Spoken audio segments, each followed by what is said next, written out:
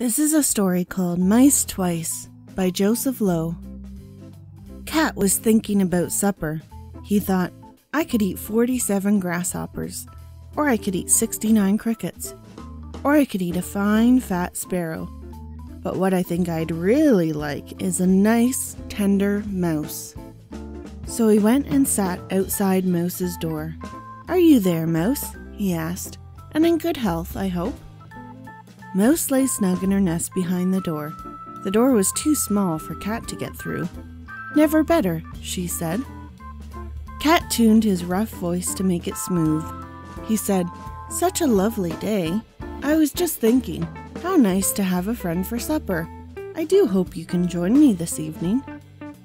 Mouse knew Cat well and all his cunning ways. May I bring a friend? She asked. Mice twice, thought the cat, licking his whiskers.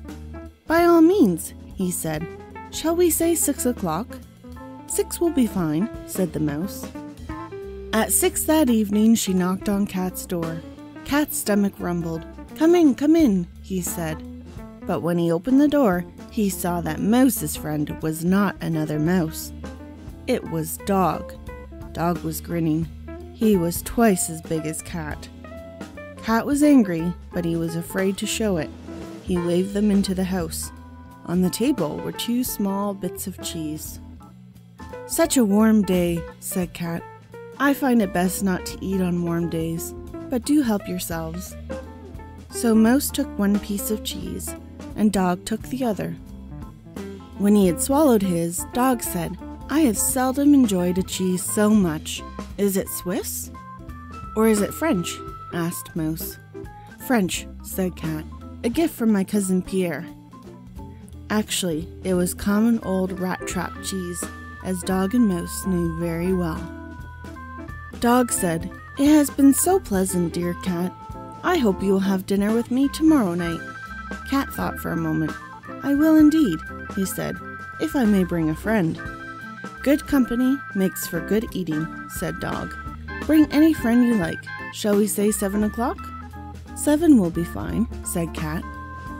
At 7 the next night, Cat knocked on Dog's door. Beside him stood Wolf, twice as big as Dog, 4 times as fierce. Come in, called Dog. Cat looked at Wolf. He whispered, Dog for you, Mouse for me. Agreed? Wolf said nothing, but curled his lip in a horrid smile. All his sharp teeth were showing. Cat and Wolf both licked their whiskers. But when the door opened, there beside Dog sat Crocodile. His big, toothy jaws slowly opened and closed as he smiled at Cat and Wolf. Cat and Wolf stared at that gaping mouth, so big, so red, so many teeth. They could not take their eyes away, not even to look at the 4 pieces of cheese on the table. Said Wolf, looking over his shoulder at the door. Actually, said Cat, we came to ask if we might make it another night. Neither of us is feeling well. What a pity, said Dog. I had so hoped you might enjoy this delicate French cheese.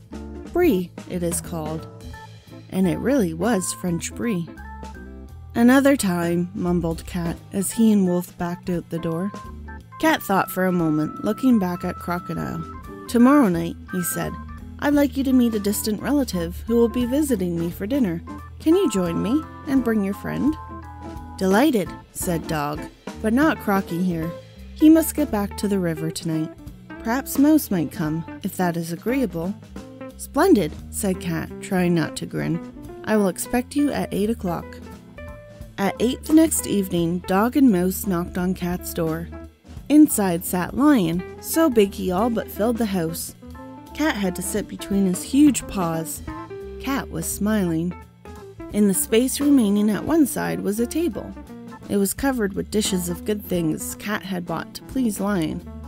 There were fresh roasted peanuts, fat juicy raisins, little cakes covered with sugar frosting, bits of fried and crumbled bacon, and a silver tray of mint candies.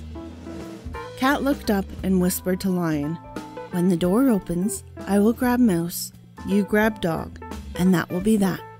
That, rumbled Lion, licking his whiskers with his rough, red tongue. "How prompt you are! Come in," cried Cat to Dog. As the door swung open, both Cat and Lion leaned forward, their mouths already open. Neither of them had noticed that Dog and Mouse had brought their good friend, Wasp. Quick as a wink, Wasp stung Lion's nose, then his ear, then his rough red tongue. Lion was frantic.